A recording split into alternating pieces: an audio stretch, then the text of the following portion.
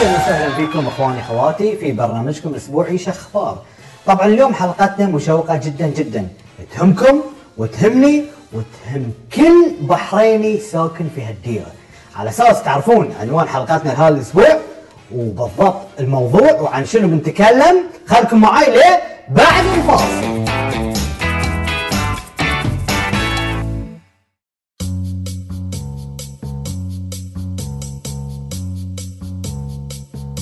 حلقاتنا لهذا الاسبوع بعنوان الوضع الامني. نعم الوضع الامني، لان الصراحه مسخت. انا ما تمت استكانه شاي، ما تم بنادول، ما تم يعني حتى الصرع يمكن يصيبني. مسخت السالفه. اكو مستشفى الطب النفسي قاعد يتصلون فيني كل يوم، مسكولات مبعارشه كلهم، خلاص صرت مجنون. يا جماعه ما في اثنين ما يتفقون على ذي الشيء. انفلات امني اشكره عيني عينك. انا الحين بس بعطيكم المقدمه، انتم خلكم معاي بروح باك ستيج، عقب ما طبعا اخذ لي 40 حبه بنادول كذي وياهم اسبرين واستكانه شاي خضر حمر ازرق، واشرح لكم بعض المواقف وبعرض عليكم بعض الفيديوهات. واليوم عندنا اتصال هاتفي من شخصيه مهمه، وعندنا مقابلات حصريه لبرنامجنا. خلكم معاي لبعد الفاصل وعقب استكانة الشاي.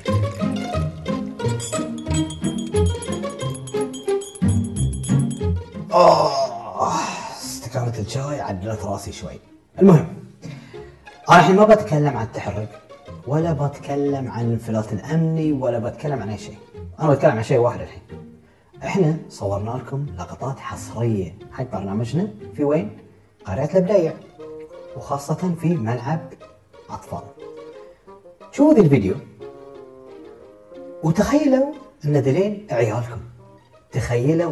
عيالكم، شوفوا الفيديو، عقب الفيديو برجع لكم وبشرح لكم بعض النقاط.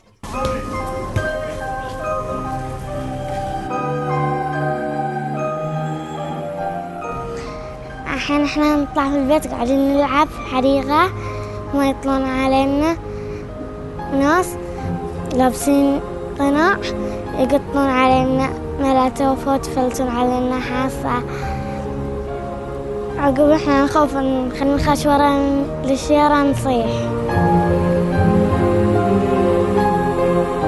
كل يوم نجي الحديقة ألعب ويا رابعي، نستانس نلعب كورة. بس في أشياء تصير في الحديقة، ناس يفلتون، هاي الإرهابيين يفلتون على النحاسة وملتفات والسياق طفايات وسلاح الشوزن. حتى أمس صفقوا رابعي بالسلاح وما قدرنا نلعب ونسوي شيء نستانس. وين نروح احنا؟ نبي نلعب نبي نستانس، ما نلقى لها المكان، ما في لنا لا ألعاب ولا شيء يونس هني. كل ما نفتر يعني مثلا بسياكل يجون يفلتون حاصة فلتوا رفيجي، وانا ما اقدر هاي هني ولا اقدر استانس، حتى اخواني ما اقدر يجون ولا شيء.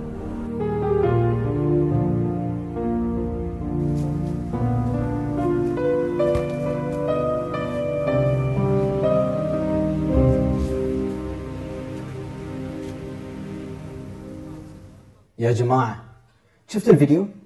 شفتوا الخراطة؟ شفتوا لوين وصلت فيهم مواصيل؟ عيالنا مستهدفين. ايش دخل يا هال؟ هذه منطقة البديع منطقة سنية، وكلنا عارفين هذه منطقة سنية. انا ما بتكلم عن سن وشيعة، لا، لكن كلنا عارفين المناطق السنية المستهدفة. وليش مستهدفة؟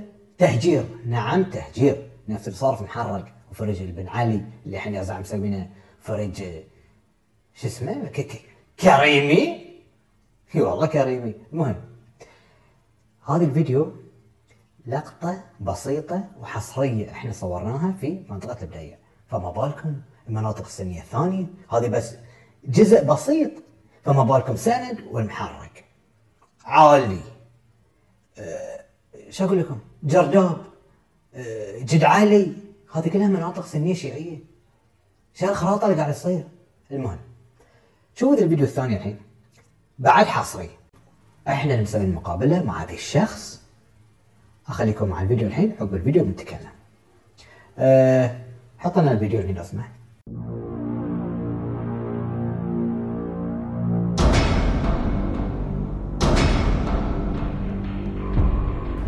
البارحة كنت واقف أنا هنا في فريجنا عند بيوتنا عند الحديقة، وأتحكي ويا الولد والجيران واقفين نسولف، ولا مجموعة من بني جامرة مولعين فوق، وايدين كانوا يمكن فوق 50 شخص، عبروا الشارع في يدهم منتوفات وقاموا يحذفون علينا وعلى البيوت. واحد من المجموعة كان في يده سلاح وثور فينا، حسينا جاتنا إصابات في الريل، جاتني إصابة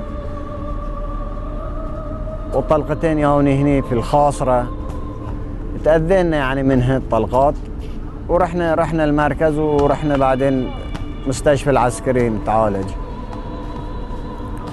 وهذا اللي صار يعني. هي السالفة ان متأذين كل ليلة يجون ديل الارهابيين المخربين، ما ادري شو يسمونهم، شنو سالفتهم، يجون يهجمون علينا وعلى بيوتنا ويحرقون ويكسرون، واحنا متأذين هنا في الفريج، مو بقادرين لا نطلع ولا نمارس حياتنا.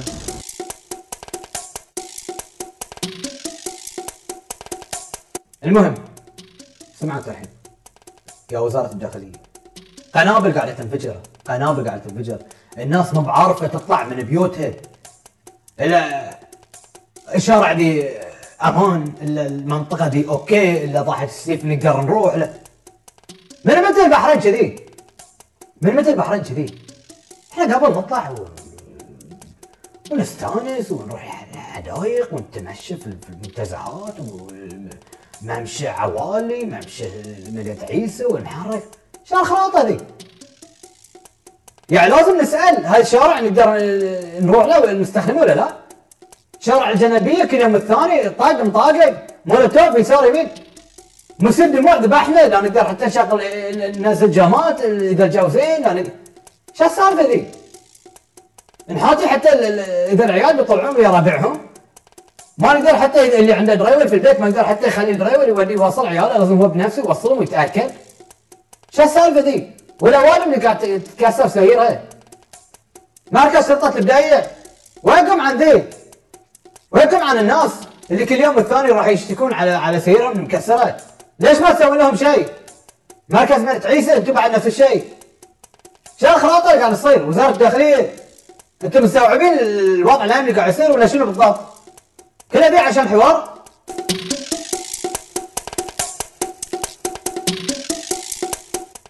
عندنا اتصال هني من الحقوقي، شو اسمه؟ كنترول؟ اسف. الحقوقي معاكم الحقوقي على اتصال هاتفي، قحاطه القحوطي. مرحبا اخوي قحاطه القحوطي، تفضل. نشكر الاستاذ سالم اللي اتاحت لي فرصه المشاركه في برنامج اخبار. بالنسبه عن سؤالك، انا بعطيك مثال. كوني انا ويا جاري وكل يوم يسد علي بسيارته عند باب بيتي، هل انا اقوم اروح احرق سيارته عشان احل المشكله او افجر بيته او اقتله؟ لا، طبعا في قنوات قانونيه اني اتواصل فيها كمركز شرطه، اروح واشتكي عليه. اذا مركز شرطه ما اخذ حقي شنو راح يصير بعدين؟ راح تكبر المشكله اكبر، راح يصير حاله انفلات.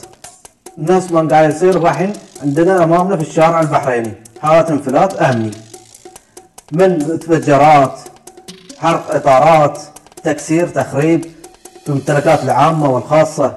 هاي طبعا شو يسمونه؟ هاي يسمونه اجرام وارهاب. لا لحظه اخوي قحاطه القحوطي، عندي بس سؤال. بعرض لك فيديو الحين شوفه لو سمحت، ابيك تقول لي بس رايك فيه.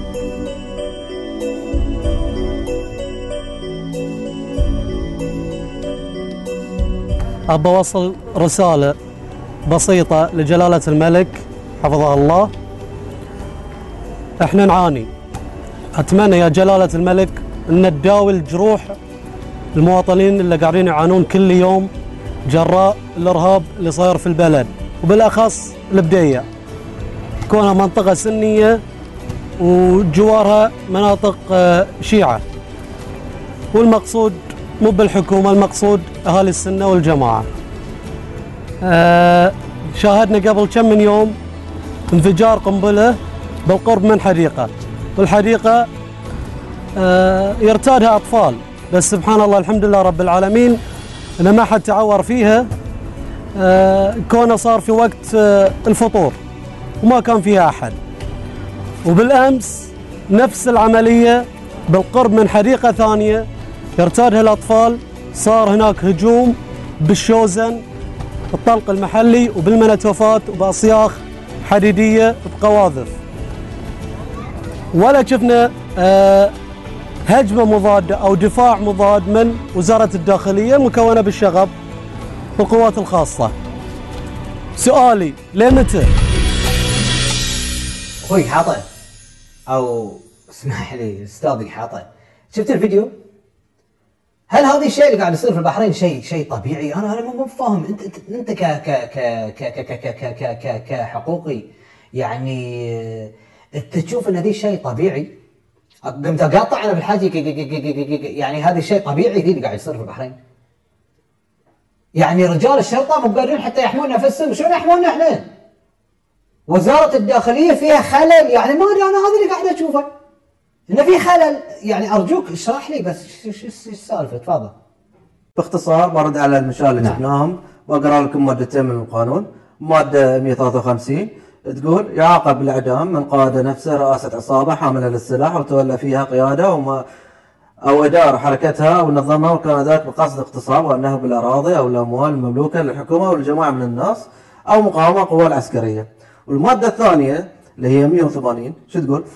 إذا رأى أحد رجال السلطة العامة أن 5 أشخاص أو أكثر قد تجمهروا بقصد إحداث شغب، جاز له بصفته هذه أن يأمرهم بالتفرق، وله بعد ذلك أن يتخذ من التدابير للتفريق، والذين خالفوا الأمر إلغاء القبض عليهم واستعمال القوة. أشكرك أخوي حاطة على اللقاء، بس قبل لا أقطع الاتصال عندك شيء آخر تبي تضيفه قبل لا نقطع الاتصال؟ في الختام أخوي سالم، الحل هو تطبيق القانون، واحنا هنا نطالب الجمعيات السياسيه في البحرين برفع قضايا على وزاره الداخليه لمطالبتها بتطبيق القانون، مثل ما جمعيات المعارضه كبلت الدوله بجمعيات دوليه حقوقيه كبلت فيها وزاره الداخليه ونست واجباتها تجاه المواطن. فاحنا نقول هنا تطبيق القانون هو الحل، ولا تبي بيني وبينك لا في حل ولا بيكون في حل. أشكرك أخوي حاطة على اتصالك الهاتفي ومشكور وما قصرت. يا جماعة شوفوا الفيديو، شوف الشرطة في أمريكا وفي بريطانيا شلون قاعدة تتعامل مع الحقوقيين اللي يطالبون بحقوق مدنية، فما بالكم الإرهابيين اللي قاعدين يأذون الناس ويصككون الشوارع ويقطون مولوتوف، مو قاص على الشرطة، على وادم. تفضلوا شوفوا الفيديو.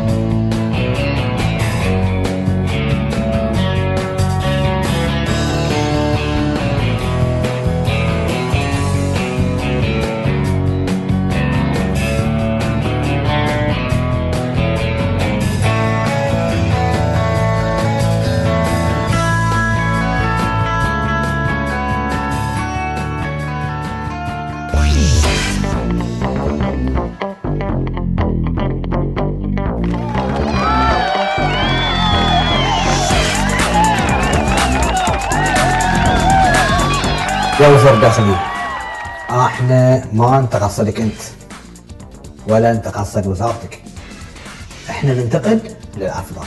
واسمح لي واسمحوا لي يا ناس اذا انا اثرت فيكم في اي شيء، لكن اللي صار بك لو اللي شفتوه الوضع الامني يتطلب ذا الشيء. المهم احنا اللي نبي شنو؟ احنا نبي تطبيق القانون، شيء سهل، تطبيق القانون. احنا يمكن اول شعب في العالم يطلب من ديرته تطبيق القانون. 3 سنوات يا جماعة، 3 سنوات عشناها في قلق وألم وعور راس واستكانة شاي وحبوب بنادول، مستشفى مليانين، ما بقى شيء خلاص. انصخت نفس الشوارع معروفة اللي حرموا فيها، والمناطق معروفة، والأوادم معروفين. يا وزارة الداخلية انتوا تعرفون بالضبط من اللي حرق بالضبط وبالأسامي، وكلنا عارفين الشيء. يا انكم طبقون القانون ولا يصير انفلات امني وعقب ما حد بيقدر يسيطر على الوضع. وهذه رسالة مني لكم. اختم حلقتنا لهذا الاسبوع، وان شاء الله عجبتكم، وان شاء الله نلتقي الاسبوع الجاي في حلقة جديدة من برنامجكم شخبار.